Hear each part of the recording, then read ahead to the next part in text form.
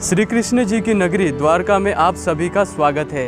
भारत देश के 4 पवित्र धामों में से एक पवित्र धाम द्वारका, जो कि गुजरात के सौराष्ट्र में अरब सागर और गोमती नदी के संगम पर बसा हुआ एक ऐतिहासिक शहर, जिस शहर को भगवान श्री कृष्ण जी ने स्वयं बनाया था। महाभारत के अनुसार जरासंध ने मथुरा पर 17 बार हमला करके मथुरा को पूरी तरह से ध्वस्त कर दिया। उसके बाद में भगवान श्री कृष्ण जी पश्चिम दिशा में, यानी कि इस जगह पर उन्होंने सोने की द्वारका बनाई और वो द्वारकाधीश के रूप में अपने प्रजा के साथ में यहीं पर रहा करते थे।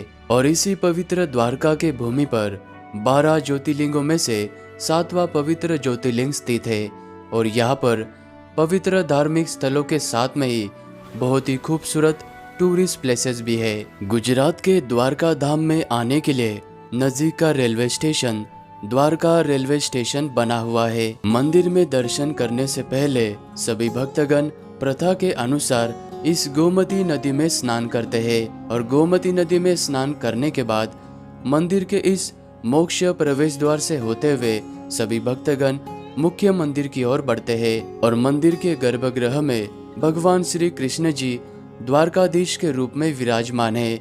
और इसी मंदिर के परिसर में भगवान श्री कृष्ण जी माँ रुक्मिणी जी को छोड़कर अपने सारे परिवार के साथ में विराजमान हैं। द्वारकाधीश जी के दर्शन करने के बाद जब आप इस स्वर्ग प्रवेश द्वार से बाहर की तरफ आते हो तो सामने आपको ये तुला मंदिर नजर आता है। इस मंदिर के गर्भगृह में बलराम जी विराजमान हैं।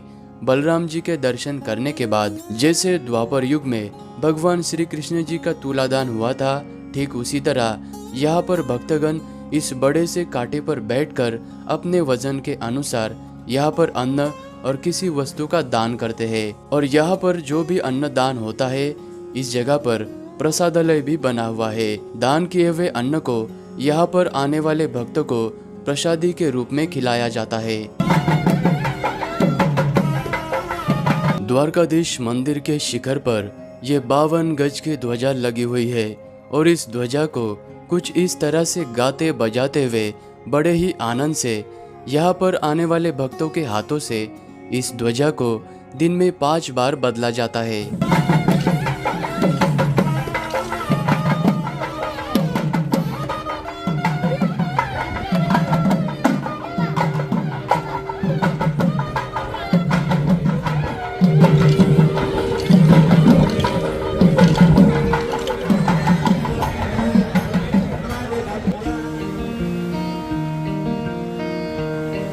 और द्वारकाधीश मंदिर के पास में 2 बीच बने हुए हैं, उसी बीच में से ये एक बीच है। इस द्वारका धाम में आने वाले भक्तगण इस बीच पर समंदर की खूबसूरत लहरें और सुबह की ठंडी ठंडी हवाओं का आनंद लेने के लिए इस बीच पर विशेष करके सुबह के समय में आना पसंद करते हैं। अभी हम गोमती घाट पर आ चुके हैं, जहाँ पर यह पवित्र गोमती नदी बहती है और ये नदी गंगा नदी की सहायक नदी है।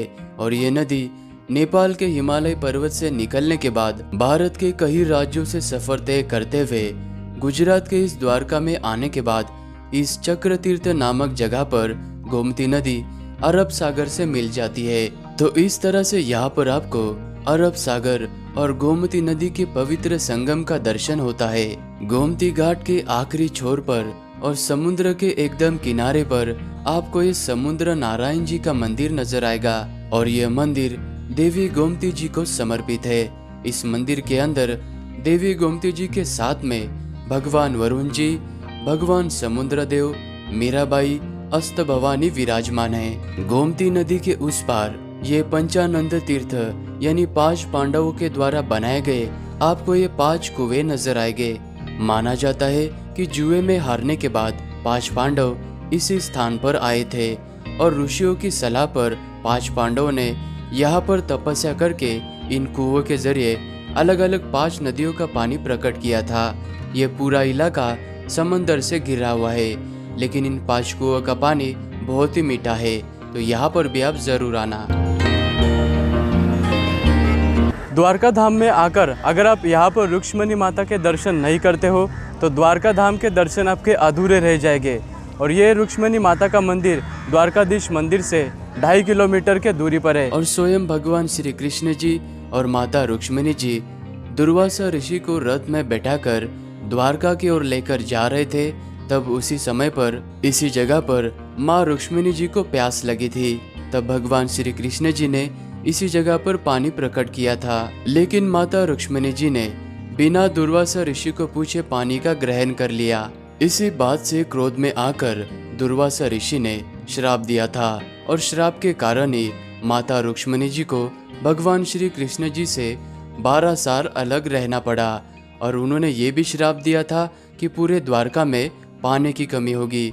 इसलिए आज जो भी यहाँ पर भक्त आते हैं उनको प्रसादी के रूप में पानी दिया जाता है।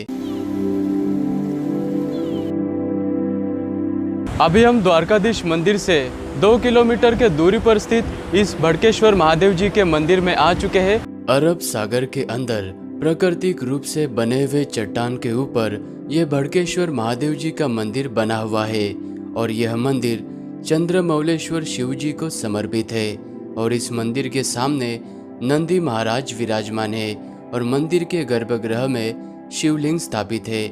भड़केश्वर महादेव जी के मंदिर के बिल्कुल पास में ये खूबसूरत सा सनसेट पॉइंट बना हुआ है। द्वारका में आने वाले सभी भक्तगण द्वारका के संपूर्ण दर्शन हो जाने के बाद शाम के समय में विशेष करके यहाँ पर सनसेट को एंजॉय करने के लिए आते हैं। यहाँ से आपको अरब सागर का बहुत ही खूबसूरत पैनोरामिक व्यू नज़र आता है और यहाँ पर आप फोटो क्लिक करते हुए सनसेट को भी एंजॉय कर सकते हैं। अभी हम द्वारका से 12 किलोमीटर के दूरी पर स्थित इस शिवराजपुर बीच पर आ चुके हैं। 3 किलोमीटर तक फैले हुए इस शिवराजपुर बीच का पानी लाइट ब्लू कलर का है और बहुत ही क्लीन भी है। इसीलिए पूरे द्वारका में स्विमिंग करने के लिए ये सबसे अच्छा बीच माना जाता है। और यहाँ पर आप water sports activity, camel riding, इस तरह के अलग अलग एडवेंचर राइड भी यहाँ पर कर सकते हैं।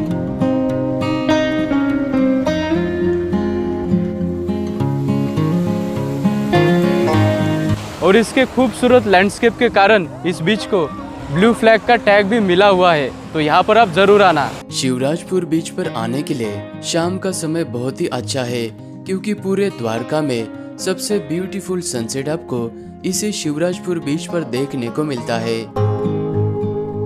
द्वारकाधीश मंदिर से मात्र 5 मिनट के दूरी पर यह इस्कॉन टेम्पल स्थित है।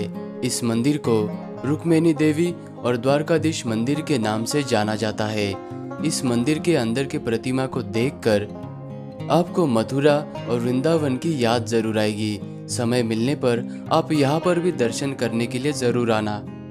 गोमती घाट से यानी समुद्र नारायण मंदिर से मात्र 5 मिनट के दूरी पर यह खूबसूरत सा स्वामी नारायण मंदिर स्थित है।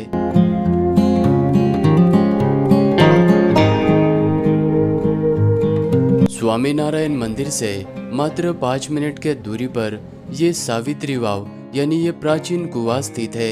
माना जाता है कि द्वारकाधीश जी के मंदिर में जो प्रतिमा विराजमान है वो प्रतिमा इसी कुएं में प्रकट हुई थी।